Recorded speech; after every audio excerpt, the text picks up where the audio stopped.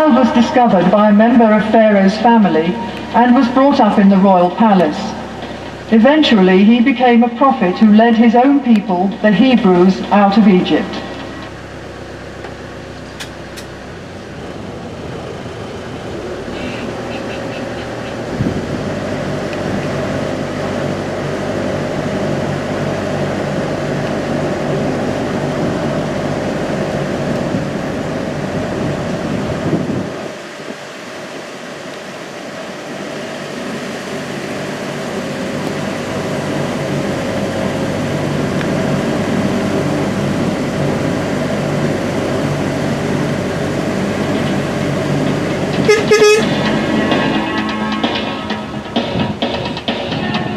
As a patron of women in childbirth. In general, Best was the god of pleasure and enjoyment of every kind.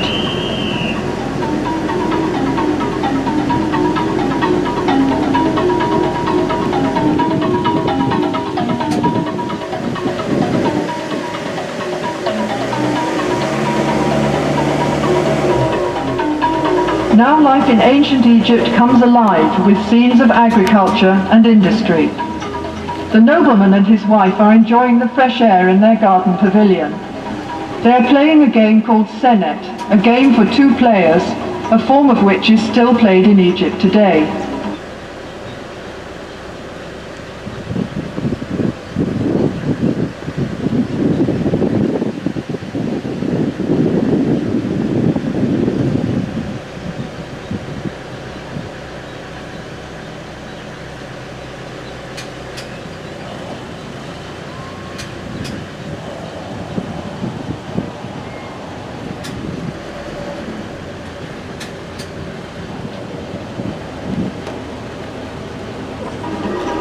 Ploughing is the first operation in preparing the land for cultivation, and here we see the ploughman with his team and the simple wooden plough. After ploughing, the heavy clods of soil are broken up with a hoe, and then furrows are made with the broad-bladed mattock. The sower scatters the seed from a small bag or basket, and sheep follow the sower to press the seed into the tough soil with their feet. Beside the houses in the background are pigeon towers. The Egyptians kept pigeons for food, and they were used for carrying messages, especially for the army. The fields are irrigated by means of the shadoof, which works like a balance, with a bucket at one end of a long pole and a heavy stone as a counterweight. Shadoofs are still sometimes used in the Egyptian countryside.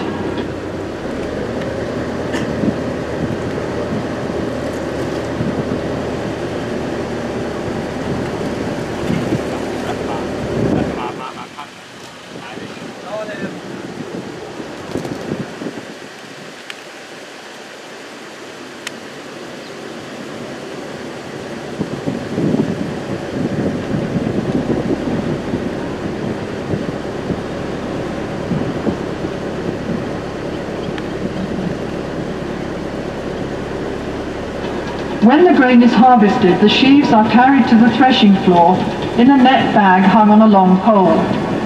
When a thick layer of grain has been spread on the circular floor, oxen or cows are driven round to break up the ears of grain with their heavy feet.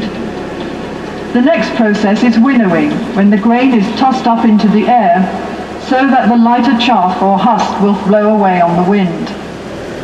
The grain is then taken to be stored in the silos. The scribe makes a careful record of all the grain which is being stored. This was important for taxation purposes, as there was no money in Egypt in Pharaonic times.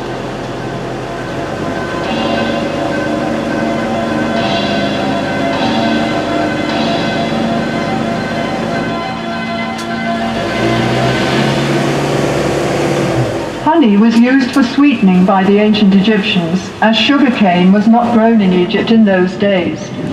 Beehives were made of pottery tubes piled up in rows, and in some parts of the country, beehives are still made this way today.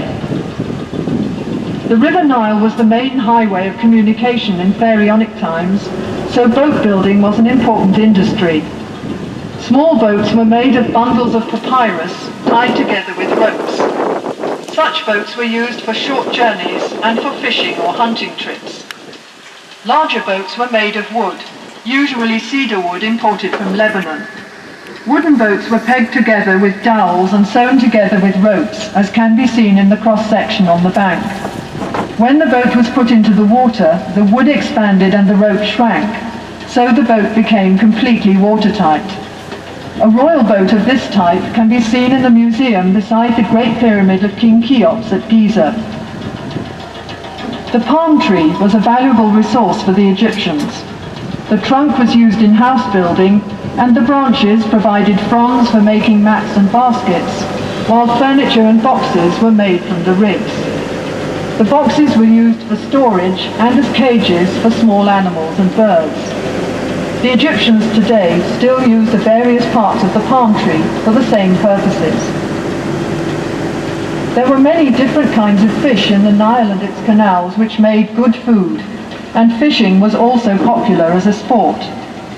One method of fishing can be seen here, where a net is stretched between two boats, and the fisherman hits the water with a stick to frighten the fish into the net. Let's see if he's been lucky today.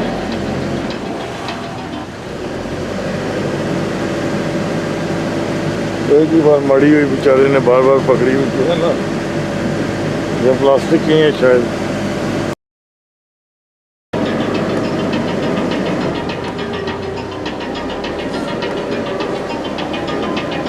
Next are demonstrations of some industries and crafts, the first of which is brickmaking. The material used is the Nile mud, which is mixed with water and chopped straw into a thick paste. This paste is put into a wooden mould, and the bricks are then simply left to dry in the sun. As there is little heavy rain in Egypt, these mud bricks can last for centuries. The houses of the ancient Egyptians, even the palaces of the pharaohs, were constructed of sun-dried mud brick. The roof was made of split palm trunks covered with branches.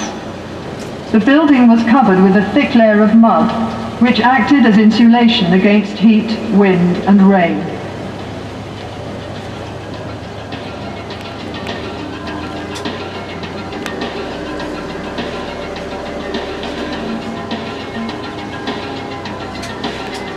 Glassmaking was introduced into Egypt after the military campaigns of Thutmose III about 1450 BC, when captive glassmakers were brought here from Syria. Glass was used for making beads, inlays, amulets and small vessels, which were formed around a core, as glass blowing was not invented until the 1st century BC. In Ptolemaic times, Alexandria became a center of glass craftsmanship, and in the Roman period, fine cameos were produced in the same city.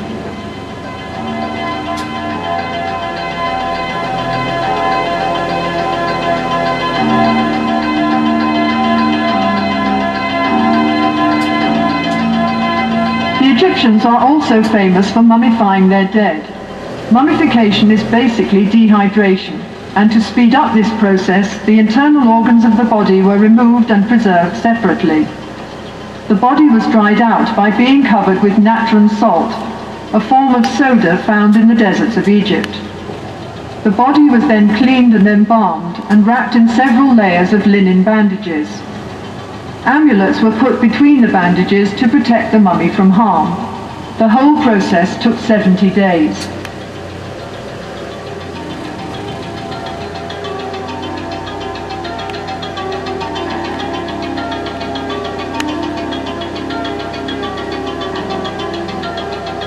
Pottery making is one of the oldest crafts in Egypt, dating back to about 6000 BC. The clay is kneaded with water and mixed with ground potsherds or chopped straw, which helps the finished pot to dry evenly without cracking. The potter forms the pot with his fingers as he kicks the wheel round with his foot. The handles are added afterwards, and the pot is dried in the sun for a while before being fired. Now for a little Egyptian magic.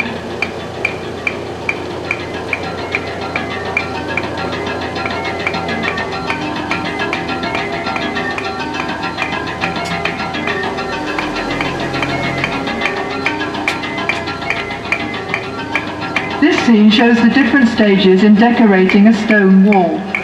First of all, the surface is leveled, then smoothed and polished with a piece of hard stone. Grid lines are marked in red on the prepared surface to ensure accurate enlargements of the original drawings. The artist copies the outline onto the wall, working from the sketch made by the chief artist on a small slab of stone or a piece of papyrus. Then the sculptor carves the design in relief with his mallet and chisel. Finally, the details would be painted in color to make the picture look as realistic as possible.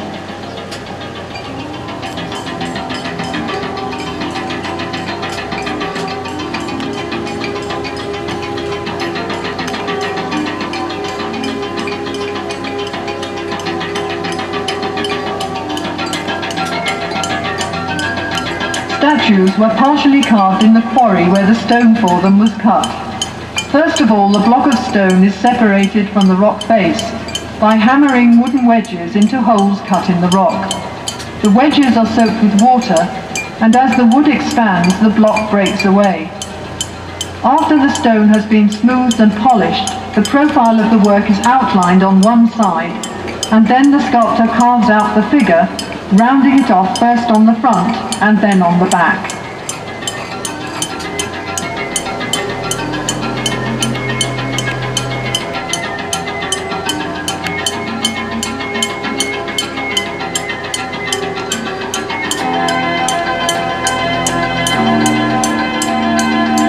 Vases were made from various kinds of stone, particularly alabaster, a soft stone which was worked into beautiful designs. After the rough piece of alabaster has been polished smooth, the inside is hollowed out with a drill with a flint or copper bit. The vase is sunk into the ground to prevent cracking during drilling. Alabaster vases were used as lamps and for storing perfumes and precious oils.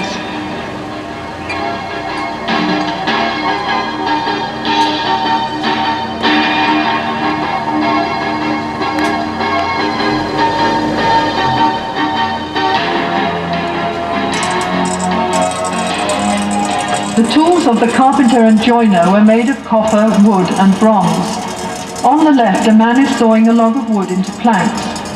Other tools used were a hammer, chisel, an adze and a bow drill for boring holes.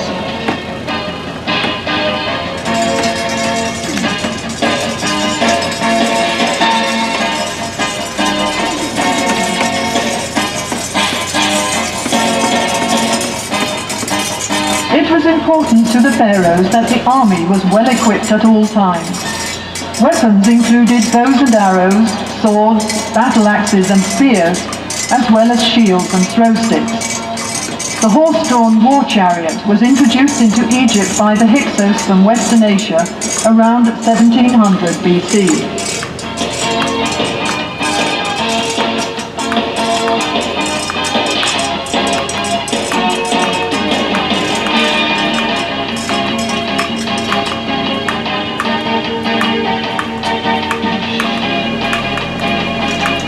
Perfumes were very popular in ancient Egypt and consisted chiefly of fragrant oils and fats. The juice is extracted from sweet-smelling flowers in a bag of heavy canvas, the ends of which are twisted in opposite directions with wooden bars.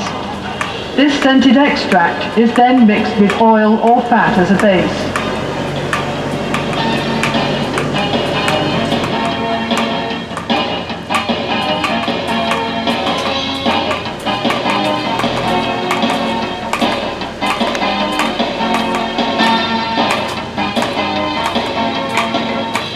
Linen made from the flax plant was used by the Egyptians for clothing and many other purposes. Bundles of flax stalks are pulled through a large wooden comb to remove the tops and leaves. The stalks are soaked in water for a few days to soften them and then beaten with a wooden mallet. They are then pulled through a smaller comb to separate the fibers from the outer woody covering, and the good fibers are picked out and spun into thread on a spindle. The fine linen thread is then woven into cloth on a loom. The earliest looms in Egypt were horizontal, and the upright loom was brought